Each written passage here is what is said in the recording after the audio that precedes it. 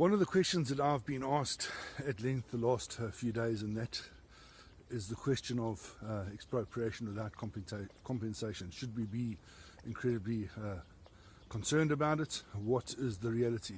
Now, I've had feedback from what the official position of that was at the BRICS conference held in Durban. I've been monitoring this right from when it manifested as an EFF policy issue, as they have issues in order to be relevant in Parliament, because they really don't have much else to say.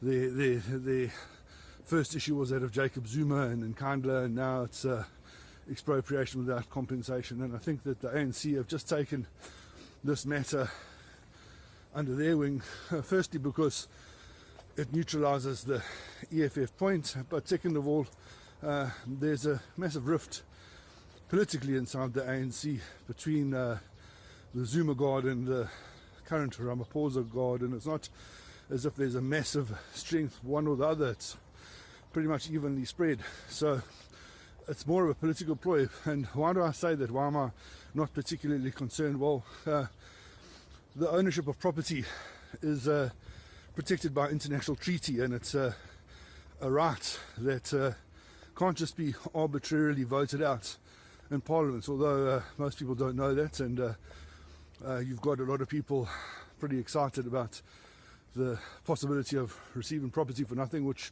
won't happen.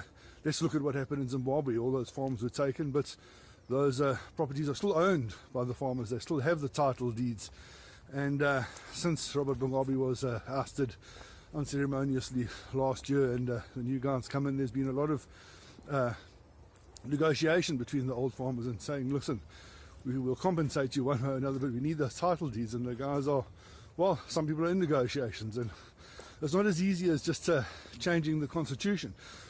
You know, if the constitution was voted to be changed, it has to go to the constitutional court, and the constitutional court still has to vote or still has to decide or ratify that or not. So let me put it this way. I've spoken to numerous people in the banks, and the banks are not immediately concerned that this is going to result in bonded properties being expropriated and the entire banking structure falling apart.